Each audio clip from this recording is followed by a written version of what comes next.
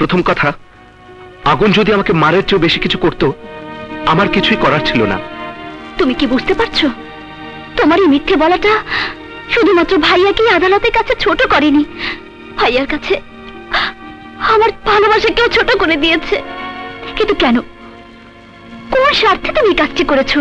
এই একই প্রশ্ন আগুন আমাকে সেদিন করেছিল, কিন্তু তখন সে প্রশ্নের উত্তর দেয়া আমার পক্ষে সম্ভব ছিল না।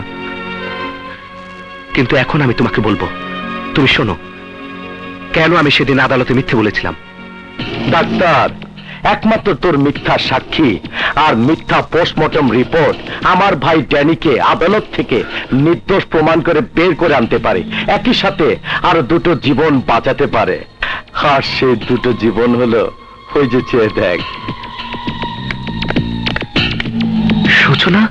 হ্যাঁ, ওরা রাস্তা পার হতে যাবে, তখনই তোর এই গাড়ির চাকার তলায় মা মেয়ে দুজনকে পিষে মারবো, আর পুলিশ অ্যারেস্ট করবে তোকে। ওই যে চেয়ে দেখ, স্বয়ং কমিশনার তোকে অ্যারেস্ট করার জন্য অপেক্ষা করছে। বল, মিথ্যা সাক্ষী দিয়ে ইন্সপেক্টর আগুনের স্ত্রী আর সন্তানকে বাঁচাবি, নাকি তাদেরকে মেরে নিজেই জেলখানায় যাবি? ওই যে দেখ, মা মেয়ে রাস্তা পা। গাড়ি স্টার্ট দে।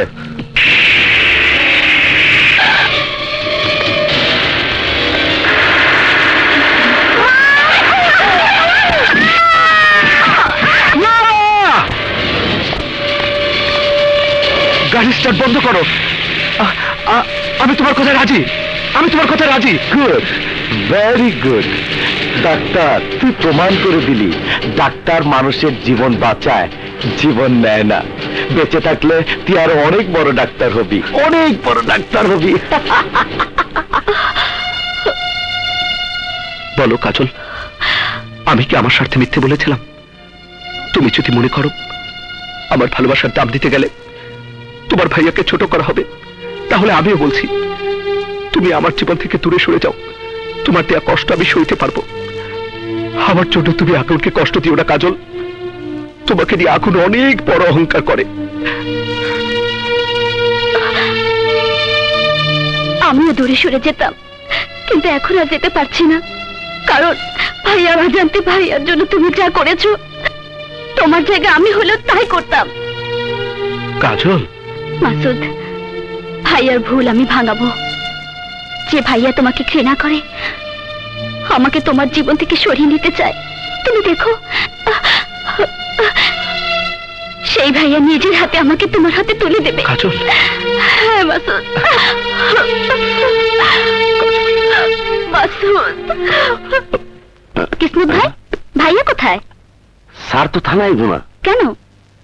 আপনারা জানেন না বুঝি? না তো। স্যারের তো সাসপেন্ড করা হয়েছে। কি বলছেন আপনি? হ্যাঁ ভাবি সাহেব, স্যার তো খুব সৎ নীতিবান, তাই অন্যায়রে মানে নিতে পারে না, সেই জন্য নাকি কমিশনার সাহেবের গায়ে হাত তুলছিল। কিসমত, আপনার স্যারের আর কোনো ক্ষতি হবে না তো? সেই চিন্তা তো আমিও করতেছি। কমিশনারের দল খুব ভারী, স্যার তো একলা। দোয়া করে আল্লাহ যেন এই বিপদ থেকে স্যারের রক্ষা করে। আমার কথা শোন প্লিজ, প্লিজ এখন আমার কথা শোন। আমার কথা না শুনে আমি তোকে যেতে দেব না। আমার সামনে থেকে সরে যা, তা না হলে ভালো হবে না বলছি। তোর যা ইচ্ছে তাই কর আমাকে, কিন্তু তার আগে শুনবি তো আমি আদালতে কেন মিথ্যে কথা বলেছিলাম, কেন সেদিন আদালতের সামনে তোকে সত্যি কথাটা বলতে পারিনি। বল কেন বলতে পারিসনি, বল কেন বলতে পারিসনি, কেন বলতে পারিসনি?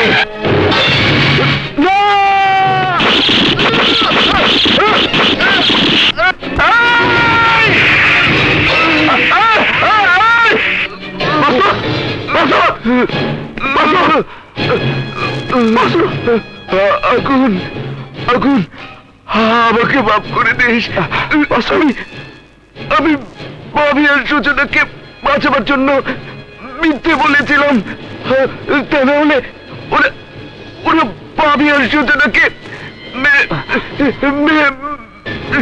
মেরে ফেলত। মাসুদ, মাসুদ, মাসুদ, মাসুদ, মাসুদ, মাসুদ, এতে কি করলি?